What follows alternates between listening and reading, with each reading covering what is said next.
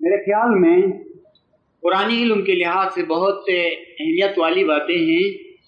میں سمجھتا ہوں کہ یہ باتیں ہمارے عزیزوں کے لیے بہت ہی مفید ثابت ہو سکتی ہیں، اور وہ بھی اپنے امام برحق مولانا مرتضی علی کے ایک ارشاد کی روشنی میں۔ وہ ارشاد یہ ہے جو مولا علی نے فرمایا ہے کہ قرآن 4 قسموں میں نازل ہوا ہے، یعنی ایک اعتبار سے، ایک لحاظ سے قرآن کے 4 حصے ہیں، تو ان میں سے ایک حصہ وہ ہے جس کو قرآن کی چوتھائی کہنا چاہیے، کہ اس میں عیان طور پر نمایاں طریقے سے مولانا علی کے بارے میں آیات ہیں۔ یعنی قرآن کے 4 حصوں میں سے ایک حصے میں ایسی آیتیں ہیں جن کے متعلق مفسرین نے مان لیا ہے کہ یہ آیات امامی عالی مقام مولانا علی کی شان میں ہیں، تو قرآن کی 1/4 میں ایسی آیتیں ہیں۔ اور وہ کون کون سی آیتیں ہیں، کس قسم کی آیتیں ہیں، ان کے جاننے کے لیے عالمی شیعیت کے کتب سے اور تفاسیر سے پتہ چل سکتا ہے کہ کون کون سی آیتیں نمایاں طریقے سے مولا علی کی شان میں نازل ہوئی ہیں، اس کا پتہ چل سکتا ہے۔ اب قرآن کے اس حصے کے بارے میں اس سے زیادہ تفصیل میں نہیں جائیں گے۔ دوسرا حصہ قرآن کا وہ ہے جس میں کہ مولا علی کے دشمنوں کا ذکر ہے، مولانا علی کے دشمنوں کا ذکر ہے۔ اس مقام پر ہمیں ذرا سوچنا چاہیے کہ یہ کس طرح ممکن ہے، حالانکہ آپ عزیزوں میں سے تقریباً سب نے قرآن کو عبارت سے اور ترجمے سے پڑھا ہے، ان کو اب تک اس بات کا پتہ نہیں چلا ہے کہ قرآن میں کہیں کوئی ایسی آیت ہو جس میں فرمایا گیا ہو کہ علی کے دشمن ایسے، علی کے دشمن تیسے۔ ظاہر میں ایسی کوئی بات نہیں ہے، لیکن جب مولا نے فرمایا تو ہم پر واجب ہوا کہ اس مطلب کو سمجھے۔ وہ اس طرح سے ہے کہ رسول اللہ نے ایک حدیث فرمائی تھی، اور وہ حدیث یہ ہے، اللہم والی من والاہ وعاد من آداہ، اے بار خدایا جو علی سے دوستی رکھے اس کے ساتھ تو بھی دوستی رکھنا، اور جو علی سے دشمنی کرے تو بھی اس سے دشمنی کرنا۔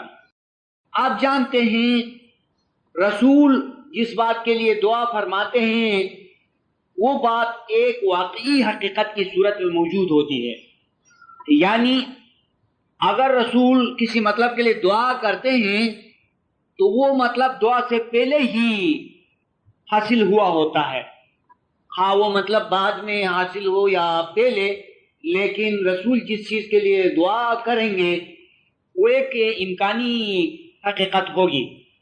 اب اس حدیث کی روشنی میں آپ غور کریں کہ واقعاً خدا نے ان تمام لوگوں سے دشمنی کی ہے جن لوگوں نے امام سے دشمنی کی تھی، تو اس کا مطلب یہ ہوا کہ خدا کے ذاتی دشمن نہیں ہیں، اور ہوں گے بھی کیسے، وہ تو خدا ہی ہے۔ دشمنی اور دوستی دونوں کسی برابر والے سے ہو سکتی ہے، اور خدا مخلوق سے بہت بلند و بالا ہے، اس لیے وہ کس طرح کسی مخلوق سے حقیقی دشمنی کرتا ہے۔ اگر خدا کی کسی سے دشمنی ہے تو یہ نسبتی دشمنی ہے، یعنی یہ منسوب ہے، اور کسی اور کی نسبت سے ہے دشمنی اور دوستی بھی۔ وہ یہ کہ اس دنیا کے اندر جو زمانے کے پیغمبر سے دشمنی کرے گا خدا اس سے دشمنی کرے گا، کیونکہ رسول خدا کا نمائندہ ہے اور خدا کا خلیفہ ہے۔ اور اسی طرح جو لوگ امام سے دشمنی کریں گے خدا ان لوگوں سے دشمنی کرے گا اور ان کو اپنا دشمن قرار دے گا۔ ان کا نام ابلیس ہوگا۔ کسی زمانے کی مثال میں حامان ہوگا، فرعون ہوگا، یا یوں کہنا چاہیے دوسرے الفاظ میں کہ وہ زمانے کے فرعون ہوں گے، وہ زمانے کے ابلیس ہوں گے، وہ زمانے کے شیطان ہوں گے، وہ زمانے کے قارون ہوں گے، اور وہ زمانے کے شداد ہوں گے، وغیرہ وغیرہ۔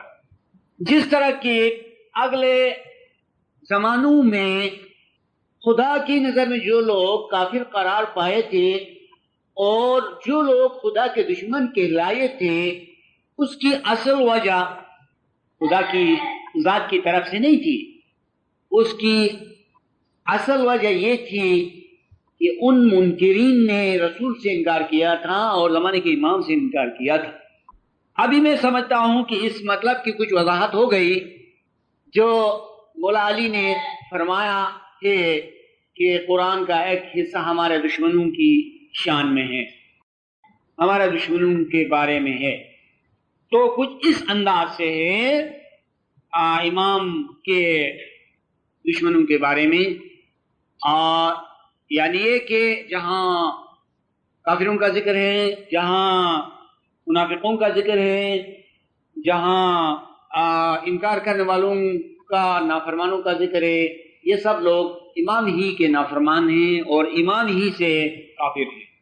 اب تیسرا حصہ، تو تیسرے حصے کے بارے میں امام نے فرمایا ہے کہ قرآن کا تیسرا حصہ جو ہے وہ تذکروں پر مشتمل ہے، قصوں پر مبنی ہے۔ یعنی قرآن کے چوتھے حصے میں قصے ہیں انبیاء علیہ السلام کے اور دوسرے لوگوں کے۔ تو ان قصوں کے بارے میں بھی جب آپ سوچیں گے تو اس میں بھی، اس حصے میں بھی امام ہی کا ذکر ہوگا، کیونکہ جیسا کہ آپ جانتے ہیں کہ امام تمام انبیاء علیہ السلام کے ساتھ تھے اور مخفی طریقے سے وہ کام کرتے تھے، پیغمبروں کے وزیر کی حیثیت سے اور دوسری حیثیتوں میں امام کام کرتے تھے۔ لہذا ان قصوں میں بھی امام ہی کا ذکر ہے، تاویل کی حیثیت میں بھی اور ظاہر میں بھی۔ اب آخری حصہ قرآن کا جو ہے وہ فرائض کی صورت میں ہے، اس میں اوامر ہے اور نواہی ہیں، یعنی اس میں ارشادات ہیں کرنے اور نہیں کرنے کے سلسلے میں۔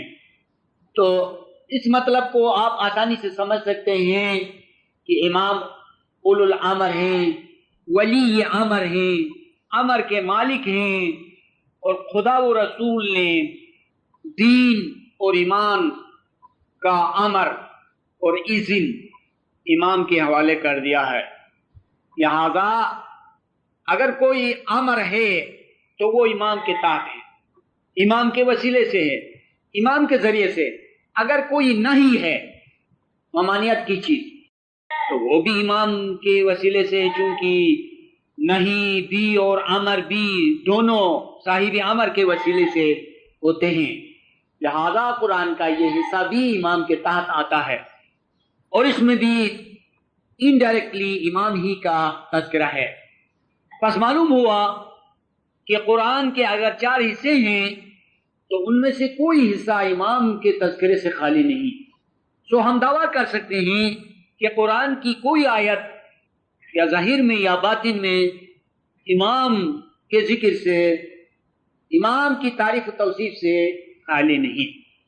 اب میں ایک خاص بات اس مقام پر بتاتا ہوں۔ یہ جو میں نے آپ سے عرض کیا یہ عربی قول میں ہے، مختصراً میں اس مقالے کا حوالہ بھی دے سکتا ہوں، آپ کو کتابوں کا بھی حوالہ دے سکتا ہوں کہ کس کتاب میں یہ قول ہے جو امام نے فرمایا ہے۔ وہ مناقب مرتضوی یا کی کوكب الدری اور علی کی تعریف و توصیف پر مشتمل جتنی کتابیں ہیں ان میں سے بعض میں یہ قول آیا ہے کہ مولا علی نے ایک ایسا ارشاد فرمایا ہے جس میں یہی بیان ہے جو میں نے آپ سے کہا،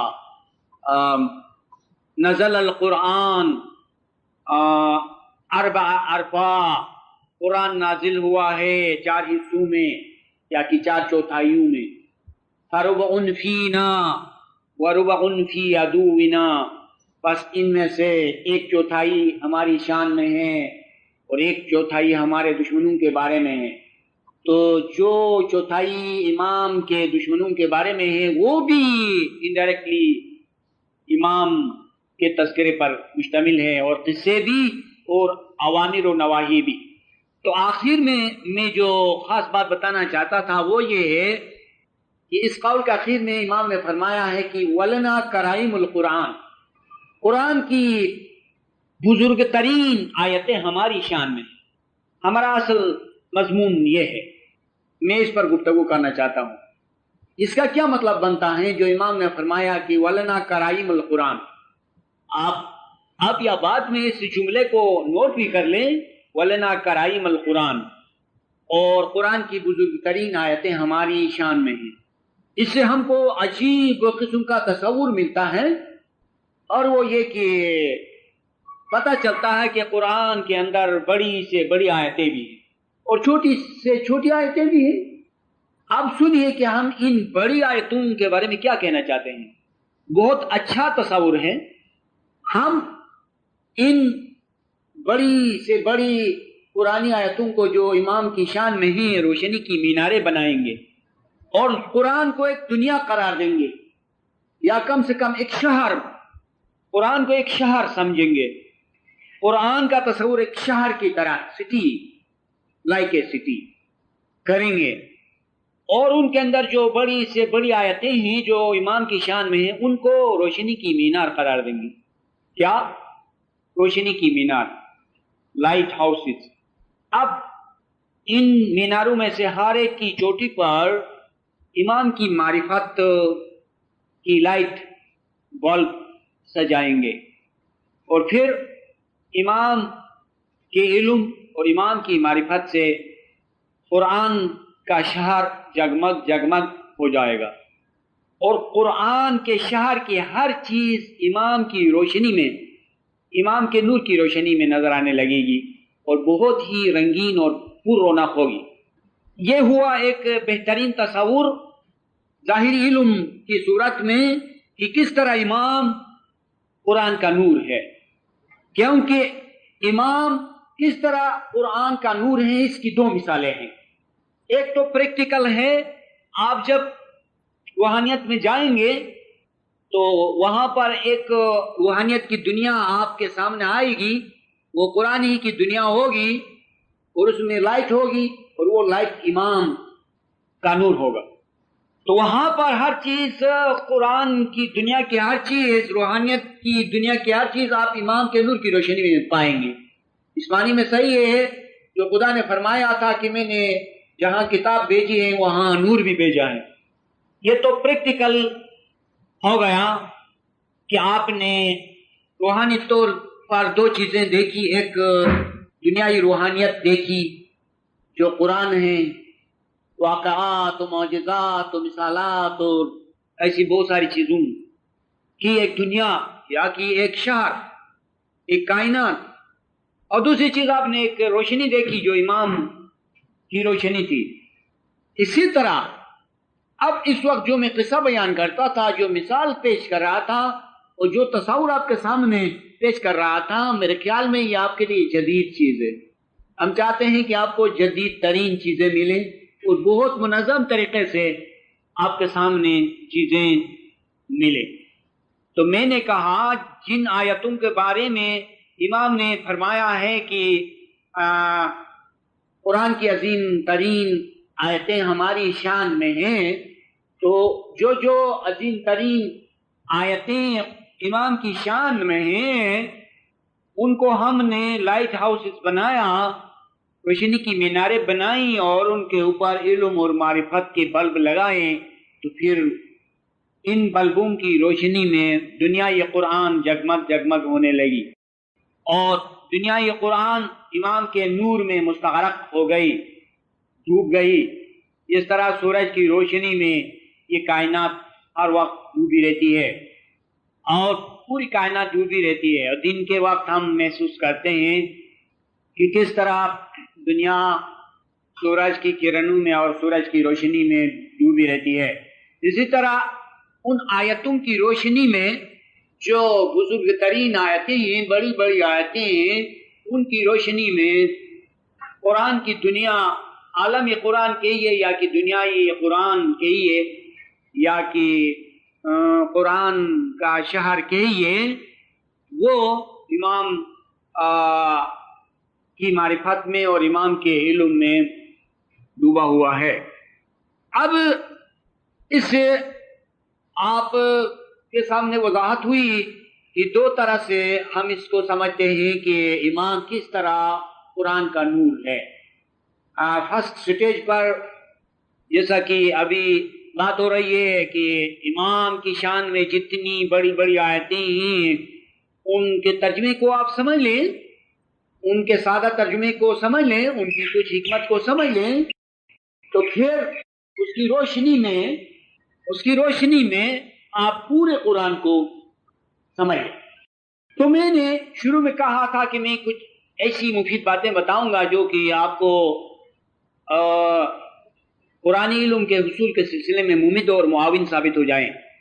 تو یہی میرا دعویٰ ہے اور یہی میرا کہنا ہے کہ آپ اگر قرآن کی ان عظیم ترین آیتوں کو سمجھیں گے تو پورے قرآن کو سمجھیں گے، اور ظاہری طور پر بھی کسی بھی چیز کو سمجھنے کے لیے کئی طریقے ہوتے ہیں، اور اس میں ایک مختصر طریقہ یہ ہوتا ہے کہ اگر آپ کو وقت نہیں ہے کہ کسی چیز کو تفصیل سے سمجھیں تو آپ اس کا مختصر جائزہ لیتے ہیں۔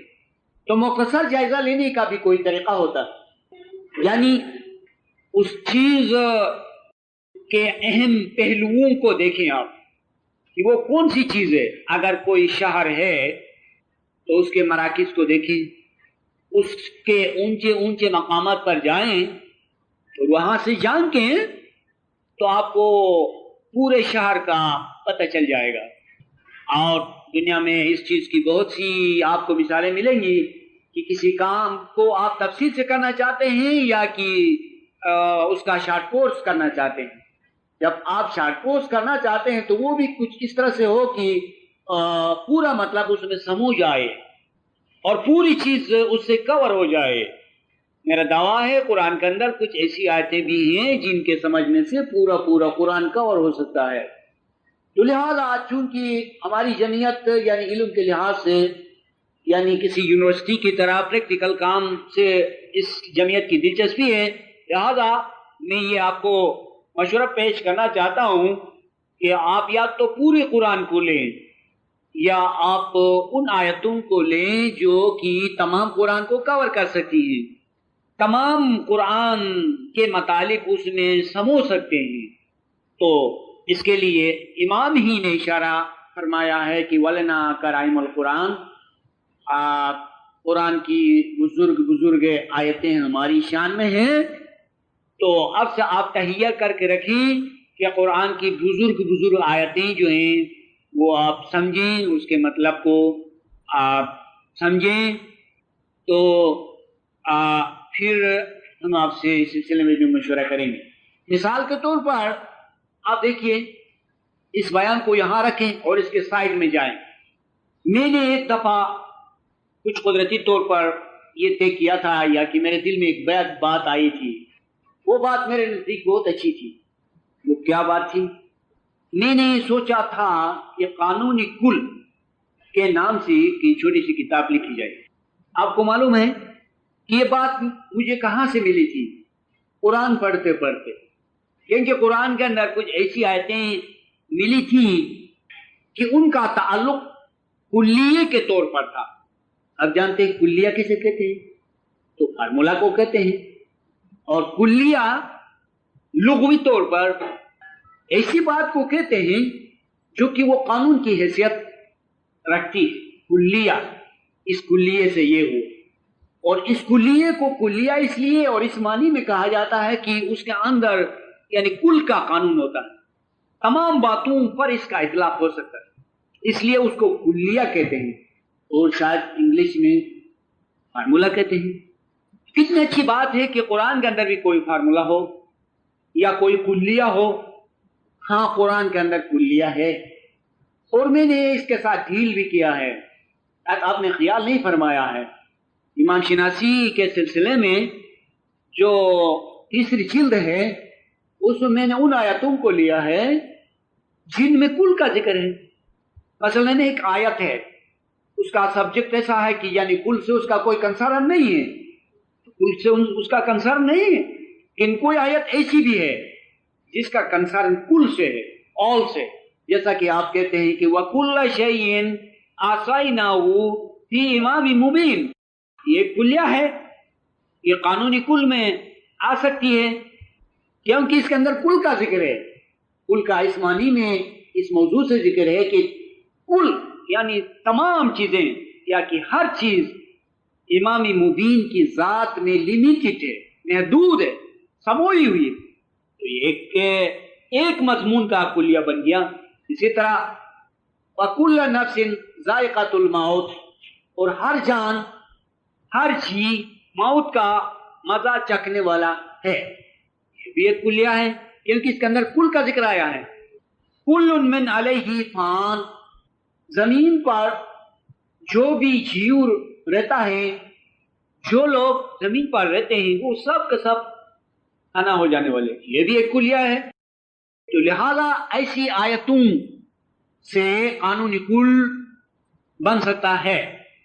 तो मैंने ये मौजू क्यों छेड़ा है, इसलिए कि अभी अभी जिक्र हुआ था कि इमाम ने इशारा फरमाया है कि कुरान के अंदर सब आयतें यकसान नहीं हैं, कुछ आयतें मामूली हैं, कुछ आयतें आला से आला हैं। ये इमाम ने तस्वुर दिया। अगर हमको पता चले किसी तरह से कि कुरान की आला से आला आयतें हैं जिनके अंदर कुरान के बहुत से मतलब आ सकते हैं, तो हम उनको फॉलो कर सकते हैं, उनकी पैरवी कर सकते हैं, उनकी हकीकत को समझने की कोशिश कर सकते हैं, और फिर इसी तरह से कुरान हम समझ सकते। और कुरान अगरचे एक कायनात है, एक बहरी बेपायान है, लेकिन हम उसको मुख्तसर से मुख्तसर कर सकते। समंदर अगरचे बहुत ज्यादा है, उसको आप तोले मापें तो उसमें बहुत वक्त लगेगा, लेकिन एक जहाज पर बैठे आप और समंदर को नीचे छोड़ें, समंदर की सतह से आप जाएं, इस किनारे से उस किनारे तक पहुंचे, तो आपने समंदर को खत्म किया। इसकी क्या जरूरत है कि आप समंदर को तोलना चाहते हैं? इस तोलने से क्या मिलेगा आपको? आप समंदर के ऊपर ऊपर से जाएं, समंदर से ये फायदा उठाएं कि वो आप के ज़ेरे पा आए, उसको पामाल करें और आप पहुंचे मंजिल मकसूद को। जिस तरह हमारे अजीज उस्ताद ने कहा कि इल्म में कोई गुमराह भी हो सकता है, ये बात सही है। समंदर में तो लोग डूब जाते हैं, इस तरह इल्म में भी लोग मुस्तारक हो जाते हैं, गारक हो जाते हैं, लेकिन इल्म हलाक कर देने के लिए नहीं है, इल्म रहनुमाई के लिए है, इल्म आंख बनकर मंजिल मकसूद तक पहुंचाने के लिए है। तो लिहाजा आप इस सारे इल्म को अपने पाँव के नीचे लाएं और इल्म की सतह से आप चलें, मंजिल मकसूद को पहुंचें। तो कुरान के अंदर भी इसका इशारा मिलता है कि खुदावंद आलम ने बहुत से लोगों को इल्म के अंदर गुमराह कर दिया है, और जिसको हादी बरहक नहीं मिलता है और वो ज़ाहिरी इल्म पर नाज़ान होता है, फख्र करता है, तो वो बेशक गुमराह हो जाता है। इस मुख्तसर से मौजू का मकसद ये था کہ میں آپ کو بتاؤں کہ قرآنی علم حاصل کرنے کے لیے مختصر سے مختصر طریقہ بھی ہے، اور وہ یہ ہے کہ آپ قرآن کی بزرگ یعنی بڑی بڑی آیتوں کو لیں، ان کے مطلب کو سمجھیں، اور پھر ان آیتوں کے اندر قرآن کے سارے علم کو پائیں، ان بزرگ آیتوں کی میناریں بنائیں، اور ان میں سے آپ جانکیں امام کے نور کی روشنی میں دنیا قرآن کو دیکھیں، تاکہ آپ پر روشن ہو جائے گا، یا یہ کہ آپ قانونی کل کو سمجھیں، اور ہر جان کو موت کا مزہ چکھنا مقرر ہے، تو اس کو کس طرح سمجھیں؟ اس کو اس طرح سے سمجھیں کہ یہ جب کلیہ ہے، یہ جب قانونی کل کا ایک جز ہے، تو اس سے کوئی شخص نہیں بچ سکتا ہے۔ اس کا مطلب یہ ہوا کہ دنیا کے اندر نہ کوئی خضر ہے، نہ کوئی الیاس ہے زندہ جسمانی طور پر، نہ آسمان پر عیسیٰ ہے، نہ کوئی کسی مقام پر ایسا کوئی مہدی ہے، کوئی نہیں ہے سوائے امام زمان کے، اور امام زمان بھی ہے اس طرح سے کہ وہ دعویٰ تبدیل کرتا ہے اس قانون کے تحت۔ اس قانون سے کوئی نفس نہیں بچتا ہے، یہ قانون کل اللہ تعالیٰ کا ایسا ہے۔ اس قانون کل کو اس طرح سے سمجھیں تاکہ آپ کے لیے یہ مطلق قانون بن جائے گا، اور عقلی طور پر آپ کو فیصل کر کے بتائے گا کہ دنیا کے اندر جو لوگ ہیں یا جس طرح سوچتے ہیں کتنا غلط سوچتے ہیں، اور کس قدر قرآن کے برعکس سوچتے ہیں۔ یہ امام کے نور کی روشنی ہے جو شمالی سمجھتے ہیں، حقیقتوں کو پاتے ہیں اور قرآن کی روح کو سمجھتے ہیں۔